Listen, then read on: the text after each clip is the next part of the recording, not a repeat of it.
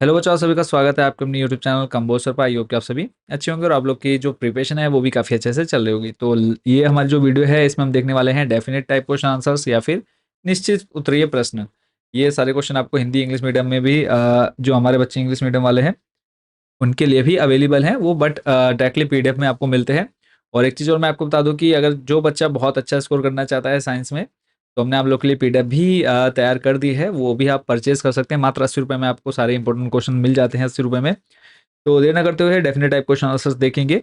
तो पहला जो क्वेश्चन आपने देखना है वो है बूझे चुने का एक उपयोग बताइए। तो इसका सिंपल आंसर याद रखना है सफेदी करने में। एक नंबर का क्वेश्चन बन सकता है मार्बल का रासायनिक सूत्र। तो CaCO3। जो मैं आपको बता रहा हूँ सिर्फ आपने वही याद करते हुए चलने हैं। आलू चिप्स को उपचयन से बचाने हेतु कौन सी गैस प्रयोग की जाती है? आंसर हो जाएगा आपका नाइट्रोजन गैस। नेक्स्ट जो आपने याद रखना है वियोजन अभिक्रिया का एक संतुलित रासायनिक समीकरण देना है। तो CaCO3 डेल्टा फिर CaO+CO2। उसके बाद अगला जो क्वेश्चन है कॉपर सल्फेट विलयन में लोहे की कील डालकर रखने से किस प्रकार का परिवर्तन होता है? ये आपने देख लेना है। अगला जो क्वेश्चन है निम्न अभिक्रिया में उपचयित तथा अपचयित पदार्थों को पहचान कर उनके नाम लिखिए। तो इसमें उपचयित हो जाएगा, सॉरी अपचयित हो जाएगा MnO2 और जो उपचयित हो रहा है वो हो जाएगा HCl।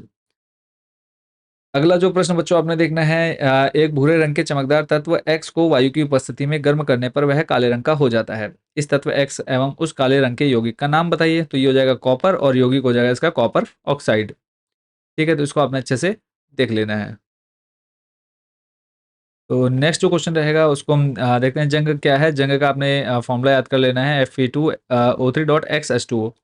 उसके बाद अगला है नेक्स्ट जो क्वेश्चन देखना है जब अभिक्रियाशील धातु को तनु हाइड्रोक्लोरिक अम्ल में डाला जाता है तो कौन सी गैस निकलती है? Hydrogen gas. आगे बढ़ने से पहले आपको बता देते हैं कि जो बच्चे इंपॉर्टेंट क्वेश्चन लेना चाहते हैं, जो आप एग्जाम में बहुत अच्छा स्कोर करना चाहते हैं, तो हमने आप लोग के लिए जो पीडीएफ तैयार की है जिसमें आपको ये पांचों पीडीएफ मिल जाती है मात्र 80 रुपये में। तो अब ये पीडीएफ कैसे लेनी है? तो ये हमारा व्हाट्सएप नंबर आपके सामने है, इस पर सिंपली आपने मैसेज करना है। आपने अपनी क्लास, सब्जेक्ट और मीडियम बताना है। इतना बताते ही हम आपको एक क्यूआर कोड सेंड कर देते हैं। उस पर आप जैसे ही पेमेंट करेंगे पीडीएफ डायरेक्ट आपके व्हाट्सएप नंबर पर भेज दी जाएगी। दूसरा जो बच्चों मेथड रहने वाला है वो हमारी वेबसाइट कंबोसर, कंबोसर होम जैसे आप सर्च करते हैं कंबोसर आपके सामने वेबसाइट आ जाती है। उसके बाद नेक्स्ट आपने थोड़ा सा नीचे स्लाइड करना है, ऑप्शन आपको मिलता है टॉप 30 क्वेश्चंस। यहाँ आने के बाद क्लास 10 सेलेक्ट करना है। 10th में आने के बाद आपने साइंस या फिर विज्ञान पर क्लिक कर लेना है। इस पर क्लिक करने के बाद नेक्स्ट आपके सामने वापस हिंदी मीडियम इंग्लिश मीडियम का ऑप्शन आता है।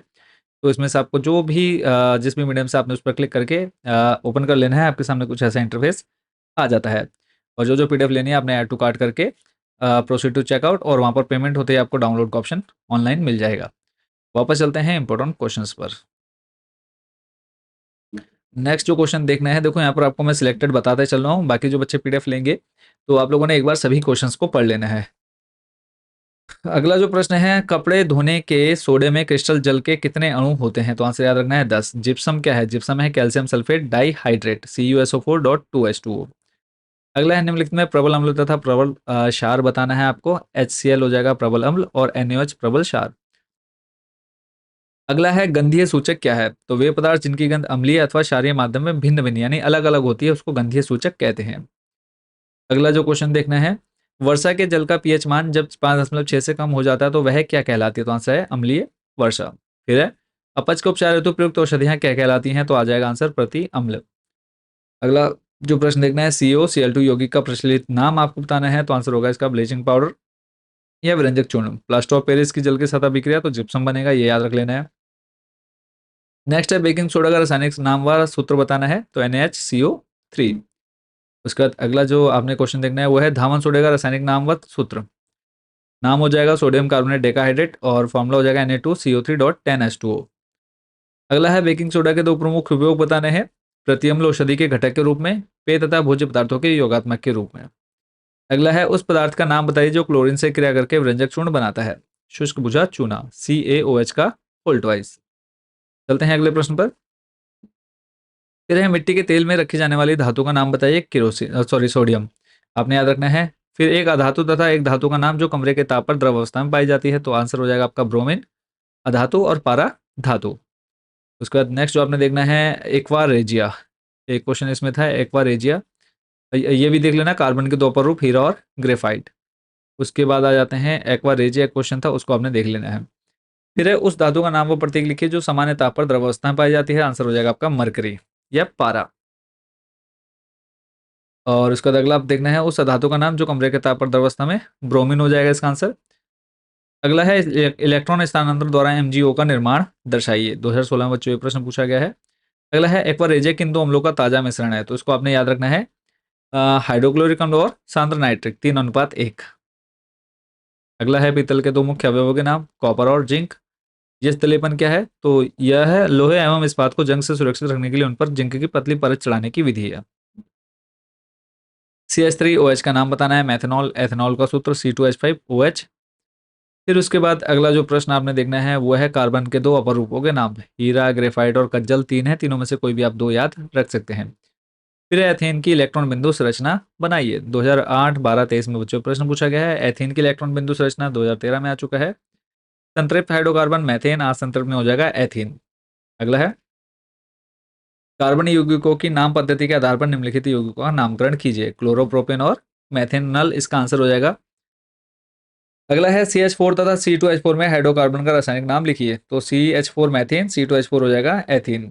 नेक्स्ट जो क्वेश्चन आपका इंपॉर्टेंट रहेगा उस पर चलते हैं। सिरके में उपस्थित कार्बनिक अम्ल का नाम व रासायनिक सूत्र लिखिए। तो इसका जो आंसर हो जाएगा बच्चों वो हो जाएगा एथनोइक अम्ल। अगला प्रश्न, रेफ्रिजरेटर में प्रयुक्त किए जाने वाली कृत्रिम संश्लेषित रसायन का नाम बताइए। फ्रेऑन हो जाएगा। अगला है पित्त रस का निर्माण कहाँ होता है, तो आंसर होगा यकृत में। नेक्स्ट है रुधिर के थक्का बनाने में कौन सी कणिकाएं भाग लेती हैं, रक्त, प्लेटलेट्स।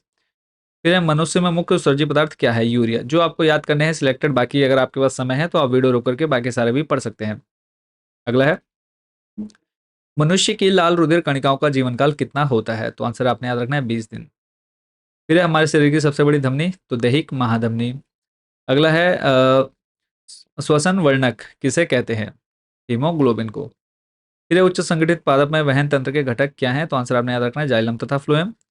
अगला है कोई वस्तु सजीव है इसका निर्धारण करने के लिए आप किस मापदंड का उपयोग करेंगे, तो आंसर आपने लिखना है जिस वस्तु में गति पाई जाती है। प्रकाश संश्लेषण अभिक्रिया याद कर लीजिए, मैं पहले भी आपको ये शॉर्ट क्वेश्चन आंसर्स में बता चुका हूँ, इंपॉर्टेंट रहेंगी। फिर है एडीपी और एटीपी का पूरा नाम एडिनोसिन डाइफास्फेट, एडिनोसिन ट्राइफास्फेट। अगला प्रश्न है लार में पाए जाने वाले एंजाइम का नाम, तो आंसर है एमाइलेज और उसे टाइलिन भी कहते हैं। ईसीजी का पूरा नाम इलेक्ट्रोकार्डियोग्राफ। फिर है रुधिर के सर्वदाता ओ और सर्वग्राही हो जाएगा एबी। अगला प्रश्न, हमारे शरीर में वसा का पाचन कहाँ होता है, तो आमाशय तथा शुद्रांश में वसा का पाचन लाइपेज एंजाइम की सहायता से होता है। अगला है किस यंत्र की सहायता से रक्तदाब नापा जाता है, तो स्पिग्मो मैनोमीटर। नेक्स्ट जो इंपॉर्टेंट क्वेश्चन रहेगा बच्चों उस पर लेकर के चलते हैं। इंसुलिन ग्लूकोज को किस रूप में बदलता है, ग्लाइकोजन में। मनुष्य के शरीर में उस ग्रंथि का नाम लिखिए जो हार्मोन तथा एंजाइम दोनों स्रावित करती है, अग्नाशय।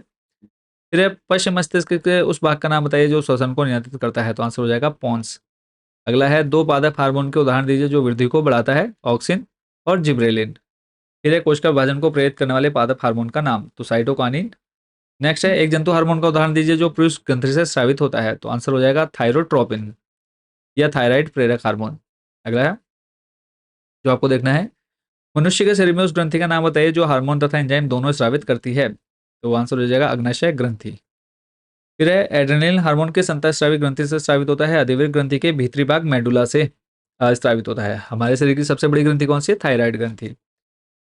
और उसके बाद चलते हैं नेक्स्ट क्वेश्चन पर। सारे सिलेक्टेड क्वेश्चन जो मैं आपको बता रहा हूँ इन्हीं को अगर आप अच्छे से पढ़ लेते हैं बहुत अच्छा स्कोर कर सकते हैं आप साइंस के पेपर में। कौन सा हार्मोन रक्त में शर्करा का स्तर नियंत्रित करता है, इंसुलिन। फिर है आहार में किस तत्व की कमी के कारण हम गाइटर रोग से ग्रसित हो सकते हैं, आयोडीन की कमी से। मस्तिष्क का कौन सा भाग सोचने के लिए उत्तरदायी है, तो प्रमस्तिष्क गोलार्ध। फिर उसके बाद मस्तिष्क का कौन सा भाग शरीर की स्थिति तथा संतुलन का अनुरक्षण करता है, पश्चिम मस्तिष्क का अनुमस्तिष्क। अफ्टू ग्रंथि से स्रावित हार्मोन थायरोक्सिन। लार में पाए जाने वाला एंजाइम एमाइलेज जिसे टॉलिन भी कहते हैं। अगला है सेल्विया में परागण किस माध्यम से होता है, कीट द्वारा।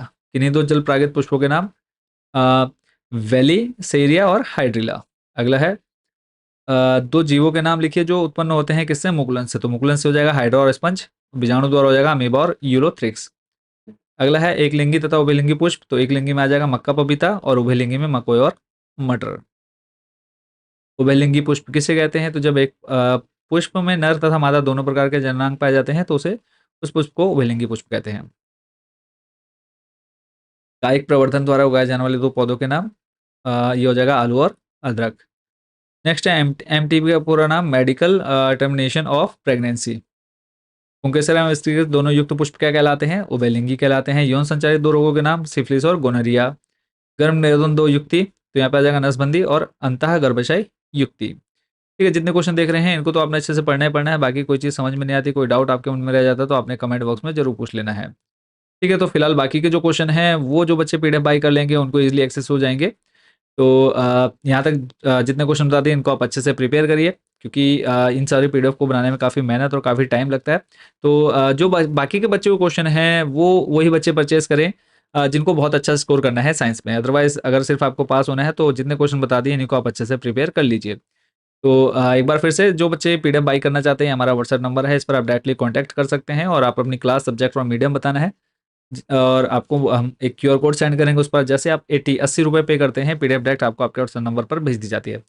तो मिलते हैं नेक्स्ट और लास्ट वीडियो हमारी रहेगी MCQ, multiple choice question answers रह गए हैं साइंस के, और उसके बाद हम लगभग आपके सारे इंपॉर्टेंट क्वेश्चन बता चुके हैं आपको।